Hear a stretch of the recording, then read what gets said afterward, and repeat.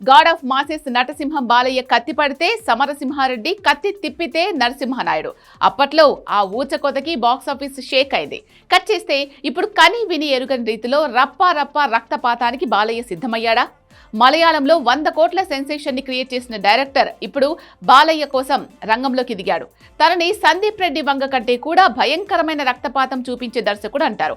నిజానికి ఈ మధ్య వచ్చిన దురంధర్లో కూడా వెన్నులో వణుకు పుట్టించేంత వైలెన్స్ ఉంది. కాకపోతే టెర్రర్ మీద మనోళ్ళ ఆపరేషన్ కాబట్టి ఆ వైలెన్స్ కి జస్టిఫికేషన్ దక్కింది. అయితే అంతకు మించిన వైలెన్స్ కి కేర్ ఆఫ్ అడ్రస్ అయిన మలయాళ మాంత్రికుడి చేతిలోకి బాలయ్య సినిమా వెళ్ళిందా? చాలా కాలం తర్వాత బాలయ్య ఊహాతీతమైన రియలిస్టిక్ రక్తపాతం వెండితెర మీద మళ్లీ కనిపించబోతోందా? Take a look.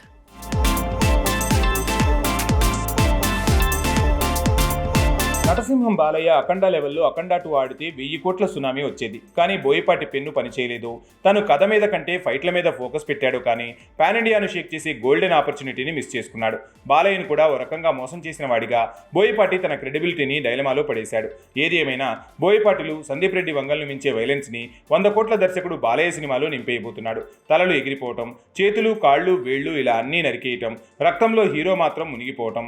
ఓ రకంగా చెప్పాలంటే యానిమల్లో కూడా సందీప్ రెడ్డి వంగ ఈ స్థాయి వైలెన్స్ ని చూపించలేదు. ఈ మధ్య 1200 కోట్లు రాబట్టిన దురంధర్ని కూడా అతి భయంకరమైన సినిమా అన్నారు. కానీ అది కూడా ఓ మలయాళ దర్శకుడు సినిమా ముందు నథింగ్. అదే మార్కో. మలయాళంలో విడుదలై 100 కోట్లు రాబట్టిన మార్కో మూవీని మించే సినిమా టాలీవుడ్లో సిద్ధమయ్యేలా ఉంది. దాని పనులే మొదలైనట్టు కనిపిస్తున్నాయి. మొన్నటి వరకు ఇది సాధ్యం కాదన్నట్టుగానే ప్రచారం జరిగింది.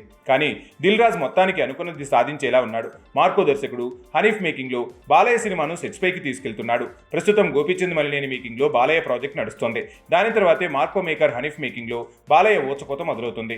ఇది ప్యూర్ రివెంజ్ డ్రామాగానే ప్లాన్ చేస్తున్నట్టు తెలుస్తుంది. బేసిక్ గా రివెంజ్ డ్రామా అంటేనే రక్తపాతానికి అవకాశం ఎక్కువ. అయితే మార్క్లోనే బ్లడ్ బాత్ చూపించిన డైరెక్టర్ హనీష్ బాలయ్య లాంటి గాడ్ ఆఫ్ మాసెస్ దొరికితే యాక్షన్ ఎమోషన్ స్కేలే మారిపోతుంది. సో వచ్చే ఏడాది యానిమల్, దురంధర్ని మించే రక్తపాతం పాన్ ఇండియా లెవెల్లో నటసింహం మూవీలో రీసౌండ్ చేసే అవకాశాలు కనిపిస్తున్నాయి.